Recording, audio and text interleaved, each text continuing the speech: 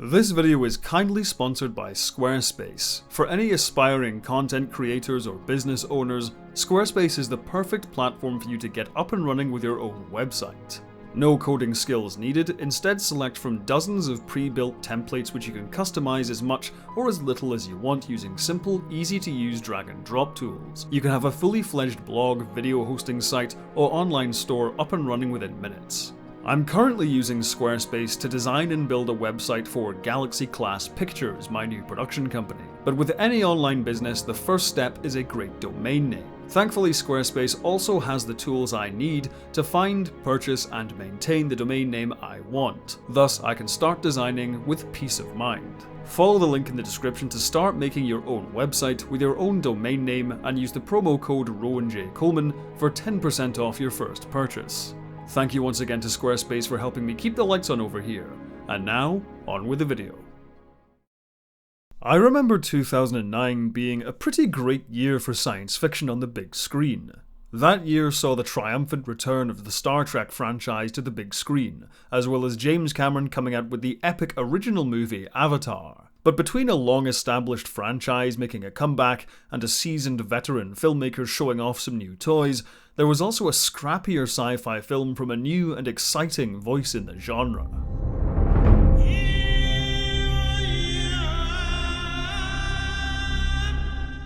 By the 1990s and going into the early 2000s, digital filmmaking tools were becoming more and more commonplace. And while advances in digital compositing and computer-generated imagery had led to some groundbreaking effects in big-budget studio features, equally, if not more exciting, was their potential impact on independent filmmaking.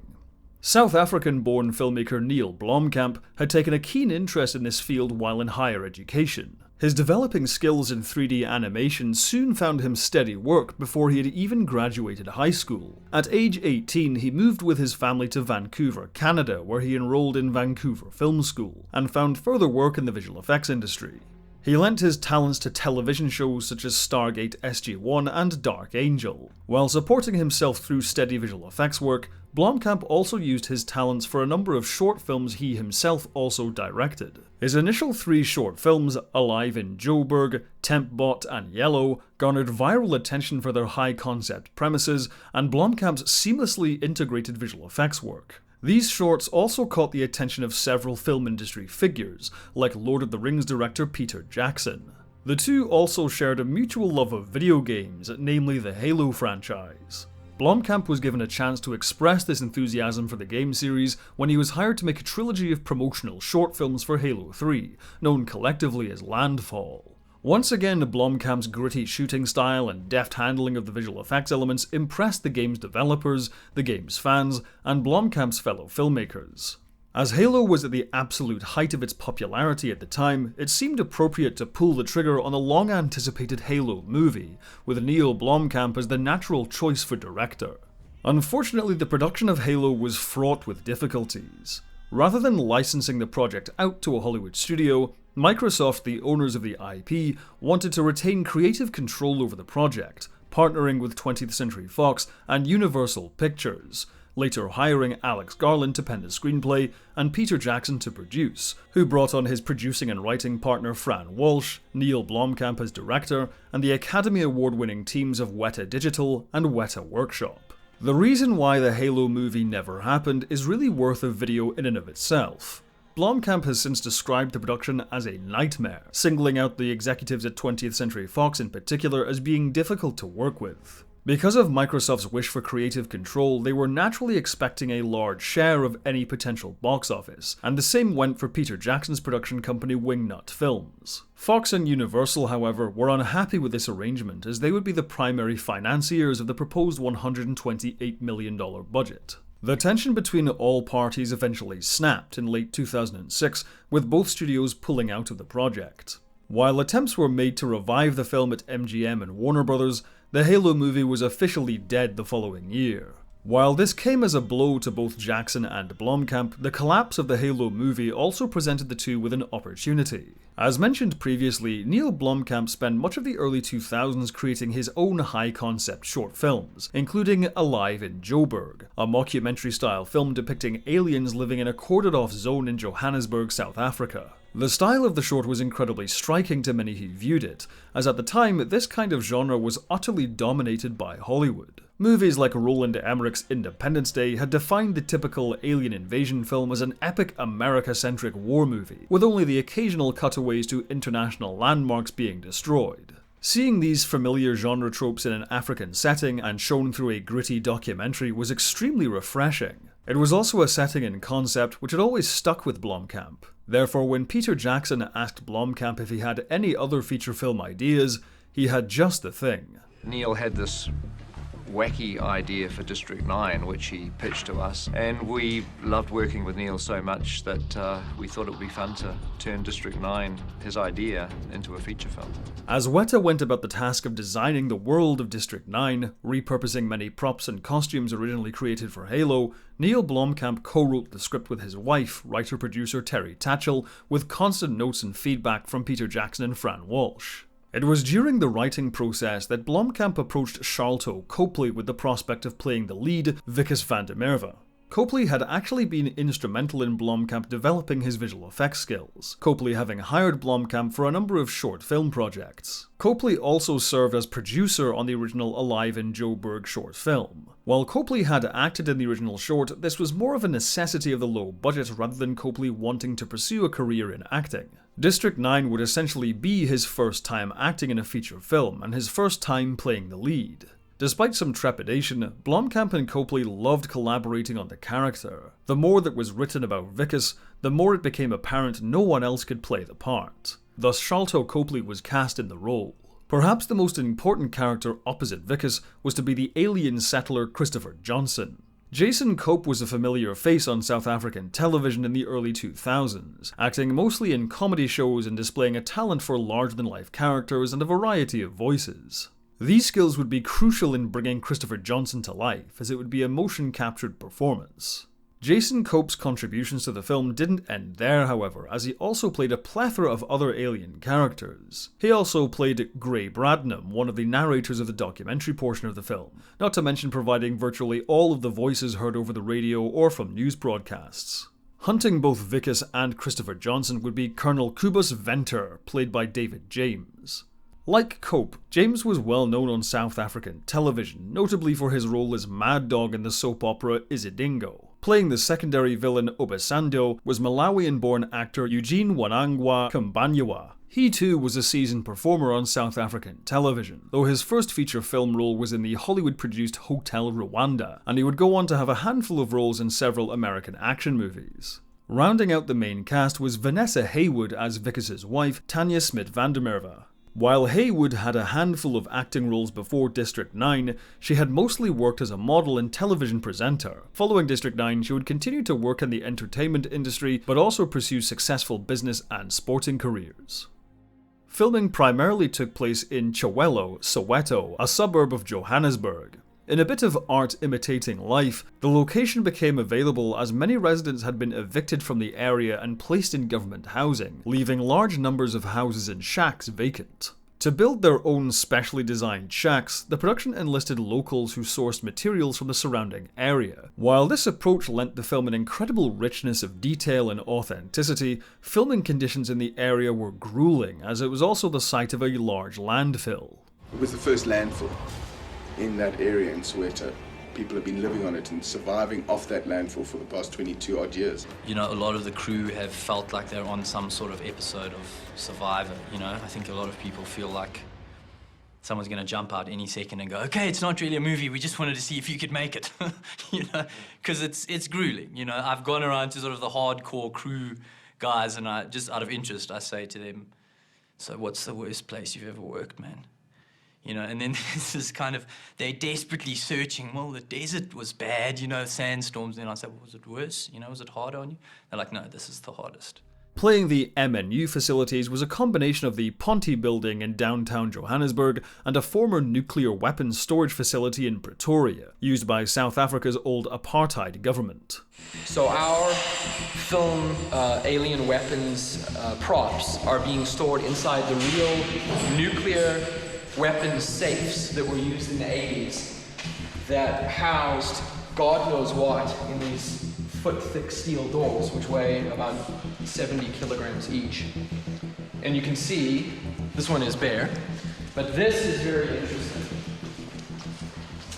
Those are not ours. So, yeah, it's a little disturbing, but there they are, they're right there. As the film incorporated documentary footage as well as traditional narrative scenes, two camera systems were used.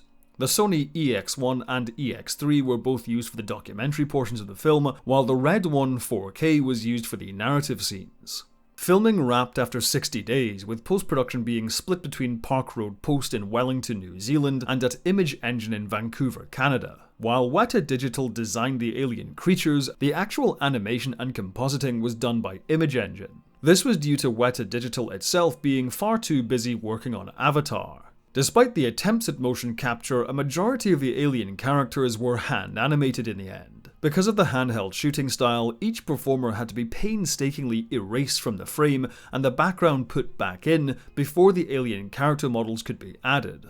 We were going to try to do sort of a motion capture on set as much as possible for shooting it, but it turned out that because of the way that Neil was shooting it, there was so much movement of the camera because he wanted it to be very, sort of a cinema verite look that it caused a problem with that because you need other cameras on set to also capture the motion capture suits, and they would get in the way. So we basically just shoot it the way he wants to shoot it, as if it were a documentary, and then we would go back and remove the actor who was playing the aliens and replace him with a CG one. The amount of work for Image Engine is, quadrupled because they have to go in with a moving camera and paint Jason out in his grey suit. So you'll notice when I'm wearing the grey suit that my performance is incredibly wooden and very still, and I tend to move in these sort of sine waves of movement. And the reason I do that is not because I'm terrified, it's because the visual effects will get very angry with me if I move too much, because then it's much more expensive and time-consuming to paint me out. So they rotomate our digital alien over Jason, who's on stilts, so he's the correct, 7-foot height. They get all of his animation correct. There wasn't any form of tracking, it was all hand animated. They animate his facial expressions. Sometimes additional cameras would be there that are zoomed in on Jay to really get his face and get all of the nuances of his performance in his face. So they'd animate both of those two things, paint him out, and then just have the digital creature there with Shelter. So it's a lot of visual effects work. Weta also designed the mothership, while the mech suit was designed by the Embassy Visual Effects. The alien language used in the film was not a constructed language like Klingon or Na'vi, but rather an intricate piece of sound design. For the music of the film, the production employed Canadian composer Clinton Shorter. Shorter wanted the score to be a mix of traditional orchestra and authentic South African music. To this end, he employed a number of Kwaito artists, a genre of music native to Soweto. However, he found most of the samples sounded too uplifting and optimistic. Therefore, he also used Japanese taiko drums and synthesizers for a heavier, darker tone. Looking at the film now, I'm pretty proud of how much imagery I had in my head prior to going into the film. What I've actually gotten as far as the final product goes, but I still wish there was more. And hopefully I can take what I've learned and implement that in film 2 and kind of, refine the process. But there is an insane amount of learning that happened on this film, believe me.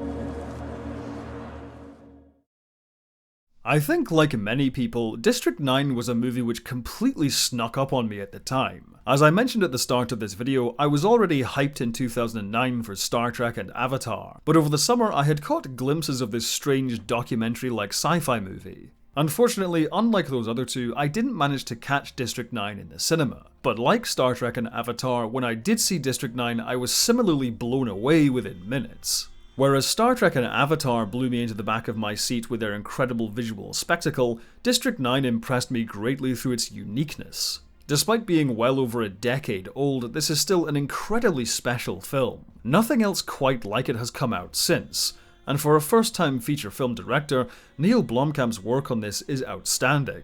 The synthesis of documentary and narrative filmmaking is completely seamless, and neither style is weaker or detracts from the other. The documentary portion does such a good job of engaging the viewer that when the film starts switching to non-diegetic camera, one barely even notices. Before we know it, we're fully immersed in a narrative experience without losing any of the grit and realism of the documentary opening. In some ways, District 9 echoes Danny Boyle and Anthony Dodd Mantle's work on Slumdog Millionaire, and how it uses digital cinematography to create a sense of place. Not only when it comes to this bizarre science fiction reality, but also with South Africa itself. Everything from the hustle and bustle of downtown Johannesburg to the cordoned off suburbs are captured in such raw detail. I can't speak to what native South Africans think of the movie, but for me at least, it definitely succeeds in showcasing a travelogue-like look at Johannesburg at the very least. And this grounded approach to the visual language of the film facilitates some gobsmacking visual effects. While one could quibble about some of the textures or simulations showing their age, the modelling, compositing, and especially animation are essentially perfect. After a while, a viewer can be forgiven for forgetting they're even looking at an effect. As I said, what sells it all is the style. There have been no shortcuts taken to make things easier on the visual effects team. Aliens, mech suits, and spaceships are all shot as if totally ordinary, and the effect is truly profound. What gives District 9 its true edge, however, isn't its grittiness, but rather, and this may sound paradoxical, its humour. For all of its body horror, visceral action, and provocative political undertones, District 9 is a very funny film. And this dark sense of humour is most embodied by Wikus van der Merwe himself. It is astonishing to find out Sharlto Copley had such little acting experience before this movie. In another actor's hands, Wikus could have been detestable or worse, totally boring. But thanks to Copley and Blomkamp collaborating on the character, this borderline caricatured performance is endlessly engaging on so many levels. For a totally left-field comparison, Copley's Wikus actually reminds me most of Chris Barry's Arnold Rimmer from Red Dwarf. From the opening, we see Wikus as a pencil-pushing, neurotic bureaucrat with a wildly inflated sense of his own importance, taking every opportunity to show off to the camera and make himself out to be far more courageous and intelligent than he really is. Though that doesn't stop us, the audience, from sympathising with him when he comes down with a bad case of alien mutation and ends up on the run from MNU. Because despite how much of a dickhead Wikus is, his greatest failing is that he's basically a nobody who clearly wishes he was somebody, which in a roundabout way makes him suitable as a relatable everyman, despite how over-the-top Copley's performance is. Yes, Wikus is awkward, bumbling, and spineless, but that doesn't mean he deserves what happens to him. In another team's hands, it's easy to see how Wikus' arc would have been handled in a much more predictable way. At first motivated by self-interest, and then gradually learning to care for others and become a real hero. Yet by the third act, Wikus still knocks out Christopher Johnson to serve his own ends and flees from Cuba even when he's armed to the teeth in an alien mech suit. To make another comparison, Wikus has a lot in common with Gorman from Aliens, someone who makes mistake after mistake but finally makes the right choice at the very end. That Aliens comparison goes further though, as it's no secret Neil Blomkamp is a huge fan of 80s and 90s science fiction, citing the Alien, Terminator, Predator and Robocop films as big inspirations. While many movies since have tried to imitate these films, District 9 is one of the rare few which succeeds as a true spiritual successor. While it retains some core tropes like gory action and evil megacorporations, the story comes from a truly sincere place, and the filmmaking style is experimental and fresh. The great sci-fi blockbusters of the 80s and 90s were great because they tried new things and pushed boundaries, which is exactly what District 9 does. Being a huge fan of Paul Verhoeven's sci-fi action trilogy in particular, I'd say District 9 feels most akin to Robocop and Total Recall more than anything else. Because for all its grittiness and social commentary, District 9 is also a ferociously entertaining movie with enjoyably dark humour as well as some real heart. Intriguing, revolting, satirical, funny, thrilling, and moving, it has so much to offer at face value, but even more underneath the surface.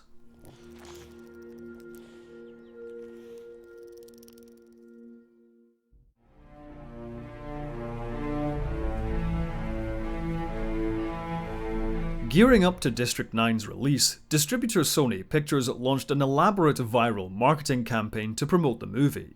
Billboards, banners, and signage for human-only areas along with free phone numbers to report alien activity, which received over 33,000 calls. Several websites were also created alongside the official promotional page, including an MNU educational website and an anti-MNU site run by Christopher Johnson. The innovative campaign certainly paid off. Upon release, District 9 was greeted with critical acclaim and a positive reaction from moviegoers. Against its modest $30 million budget, District 9 grossed $210 million worldwide. It earned 4 Oscar nominations, 7 BAFTA nominations, and won the Ray Bradbury Award from the Science Fiction and Fantasy Writers of America. Not only did the movie launch Neil Blomkamp's career as a feature film director, but District 9 also had considerable impact on the South African film industry. Following District 9, a slew of international productions came to the country, both TV and film. It's arguable the country's status as a main hub for international productions never would have happened if it wasn't for District 9.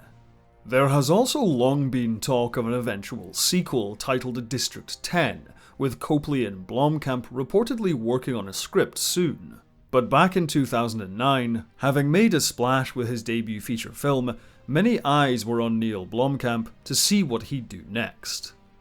Thank you for watching. If you like my videos, be sure to like, subscribe and share, and make sure to hit the bell icon to stay up to date with all of my new uploads. If you want to help the channel grow, join my Patreon or YouTube members using the links down below. There you can see videos early as well as some exclusive content. Speaking of which, I'd like to quickly thank all of my patrons and members who are now appearing on screen. Have a good one, and as always, live long and prosper.